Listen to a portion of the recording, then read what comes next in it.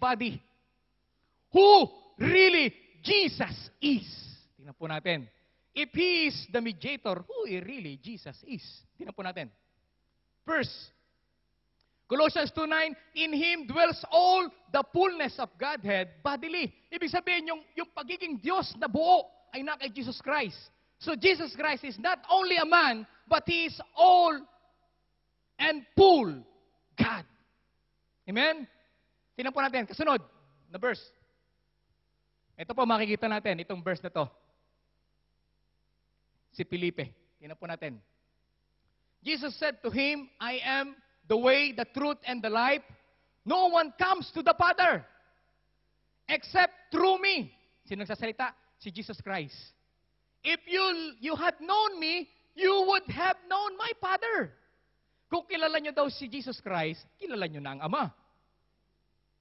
Also, and from now on, you know Him. Ngayon, kilala nyo siya. Why? And have seen Him. Pag nakita mo daw si Jesus Christ, nakita mo na ang Ama. At kilala mo na ang Ama kapag naandun si Jesus Christ. Ngayon, ito kasunod. Tingnan po natin yung verse. Because I and my Father are one. Nako, alam niyo ito sinasabi dito. Ang Diyos daw, ang Ama at, sabi doon, yung Ama daw at siya ay iisa. I and my Father are one. Ang sabi po ng ibang nagpapaliwanag, ito po ang paliwanag po nila. No, this is nagkakaisa. Hindi sila iisa, nagkakaisa sila. Grabe, pinapalitan yung Bible. Sabi dito, I and my Father are one. Iisa talaga. Absolutely one. Hindi, Brother Dennis, kasi ang sabi ng verse, tinan po natin itong verse na to. In Matthew 19:5, and said, for this reason, a man shall leave his father and mother and be joined to his wife, and the two shall become one flesh. Brother Dennis, ako ay may asawa. Pag nagpakasal ako sa aking asawa, we are only one flesh. Pero dalawa kami. Katulad din yun nung sinabi nyo sa John 10:30. Katulad din yun nung 10:30. John 10:30 na they are one, nagkakaisa. Isa na silang flesh. Okay, gawin po natin yon. Tingnan po natin. Ako po at si Mrs. ay nagpakasal. Iisa na kaming flesh. Isa ba kaming flesh? We are two. At ang sabi ni Jesus Christ, if you seen me, you seen the Father. Pag sinabi ko pang, pag nakita niyo ako, nakita niyo na yung asawa ko.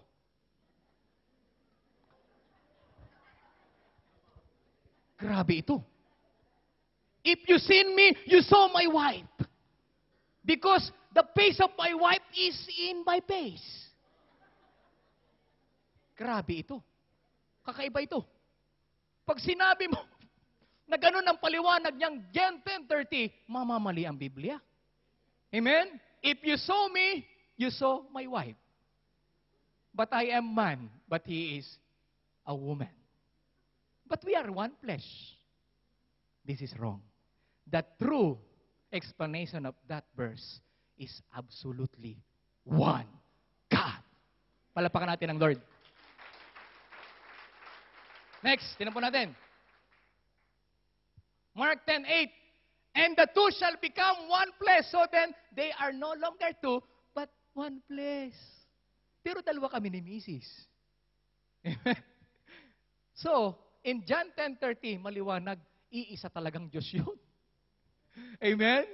Pag nakita mo daw ang Ama, yun kung anong itsura ng Ama, yun na mismo siya. Ako, pag sinabi kong ang itsura ko ay kamukha ni Mrs., ay pagtatawanan niyo ako. Sapagkat ang itsura ni Mrs., mahaba ang buhok, maputi ng konti sa akin, matangos ang ilong, at medyo mataba. So, if you saw me, you saw my wife. Oh, it is wrong. Amen? Next verse, tinan po natin. Philip said to him, Lord, show us the Father, and it is sufficient for us. Jesus said to him, have I been with you so long? Have I been with you so long, and yet you have not known me, Philip? Ang tagal mo na akong kasama, Philip. Ano ka ba naman? Hinahanap mo ang Ama, ang tagal mo na akong kasama. He who has seen me has seen the Father. Palapakan natin ang Lord. This is not a husband and wife, but this is absolutely one God. If you saw the Father, if you saw Jesus, you saw the Father. At sabi dito, so how can you say, show us the Father? Next verse, tingnan po natin. Do you not believe that I am in the Father, and the Father in me? The words that I speak to you, I do not speak my own authority, but the Father who dwells in me does the works. Okay, He dwells in me. Sabi dito, the words that I speak to you, I do not speak. Okay, tatayo ako dito kung ganun ang paliwanag. Ako'y nagsasalita sa inyo. At ang sinasabi ko ay yung sinasabi ng asawa ko. I'm not speaking to myself, but I'm speaking to my wife. Because me and my wife is one. Ganun ba yon? No. Because the Father is in Him, the fullness of God. Kaya pag nagsasalita siya as God. Pero pag nagsalita ako dito, sige, pag nagsasalita ako dito, hindi ako nagsasalita, ha? Yung asawa ko nagsasalita. Amen? Pag nagsasalita ako, I'm not speaking to my own self, but I'm speaking to my wife. Oh, it is wrong. Amen? Maliwanag po ba? Palapakan natin ang Lord. Grabe ito. This is absolutely one God, not two gods. Continue po natin. Ito, isa pa. For unto us a child is born, unto us a son is given. And the government will be upon His shoulder, and His name will be called Wonderful Counselor, Mighty God. Ito na, ang sagot. The everlasting Father is... Palapakan natin ang Panginoon. Ang everlasting Father is nobody but only Jesus as a God. But being a flesh, He is a word or a flesh. Amen? Next, tignan po natin. Ito, si Tomas. Tomas. Ayan. Si Tomas na mapag-alinlangan. Tingnan po natin ito. Hallelujah. Alam nyo, nag-iinit talaga ako. Kasi pag kasi tinitira tayo, kulturo tayo eh. Amen? Next. And Thomas answered and said to him, My Lord and my God. Kasi tandaan po natin, si Tomas, nung nabuhay ang Panginoong Hesus sa ikatlong araw, wala si Tomas. At ang sabi ng mga alagad, no, nabuhay ang Panginoong Hesus. Jesus was risen. No. Sabi ni Tomas, makita ko yung butas sa kanyang kamay. At dito sa tagiliran, maniniwala akong buhay ang Diyos. Okay, nung pumasok ngayon si Jesus Christ, sarado ang pinto.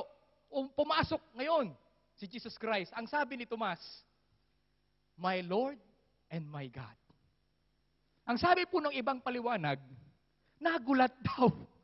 Si Tomas, My Lord! Oh my God. Mali ito. My Lord! No.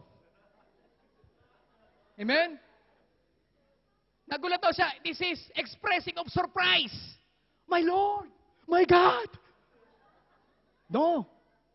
Ang sabi po ng Lord, do not use my name in vain.